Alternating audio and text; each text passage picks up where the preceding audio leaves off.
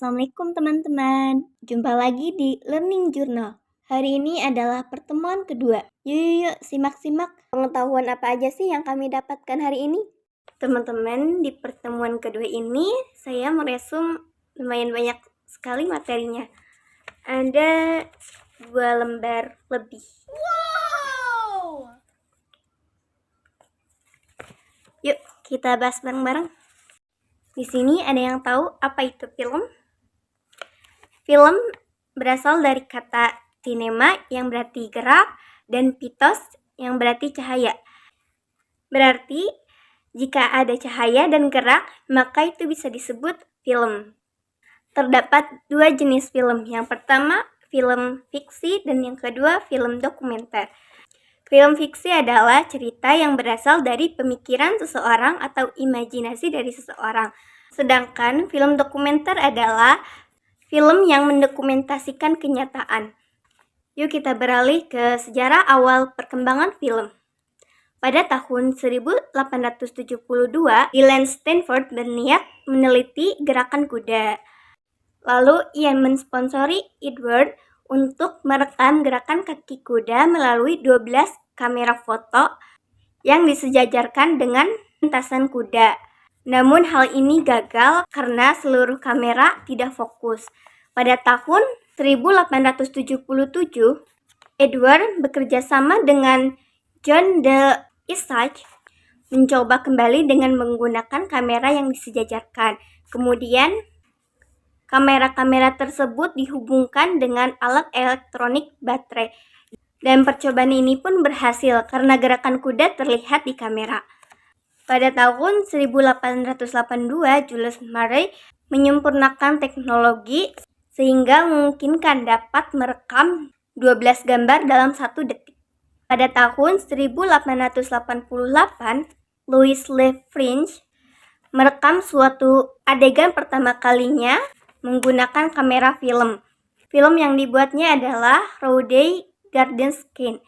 Film ini dianggap sebagai pertama kali yang dibuat oleh manusia.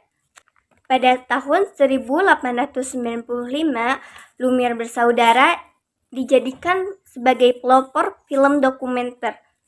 Pada tahun 1897, usaha Lumiere bersaudara ini menembus dan menyebar ke seluruh dunia. Nah, itulah sejarah awal perkembangan film. Nah, kita beralih ke genre dokumenter. Yang pertama itu ada dokudrama, yaitu suatu fakta yang dibumbui dengan drama-drama. Contohnya seperti film Titanic.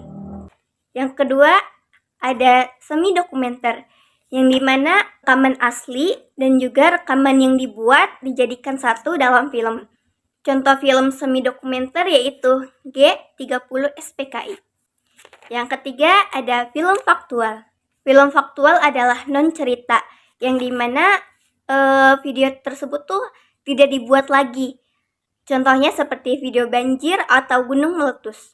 Yang keempat ada film etnografik, yaitu mendokumentasikan atau membuat film dari mengumpulkan pengetahuan-pengetahuan dari suku-suku pedalaman.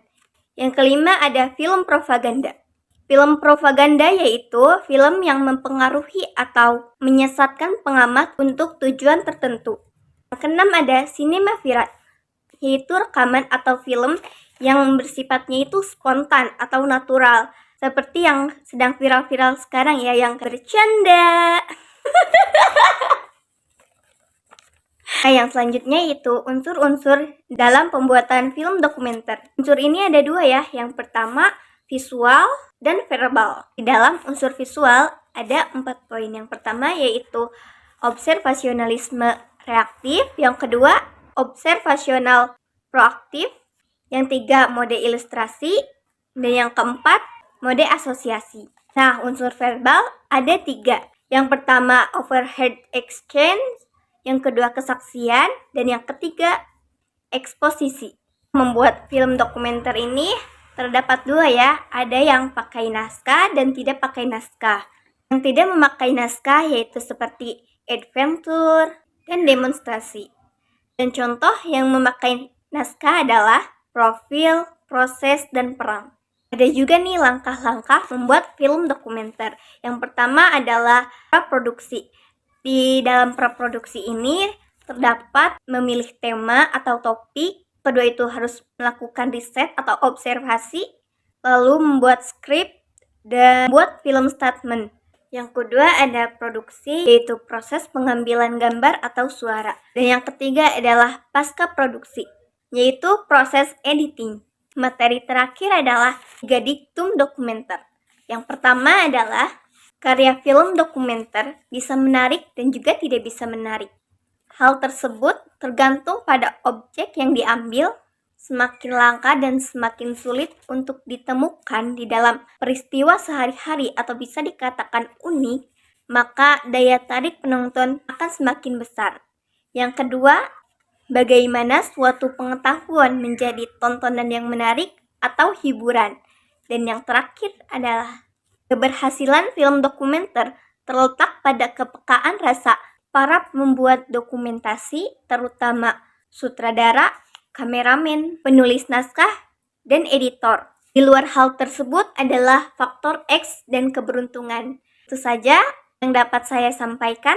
Sampai jumpa di video berikutnya. Assalamualaikum teman-teman. Mohon maaf ya kalau ada salah penyebutan.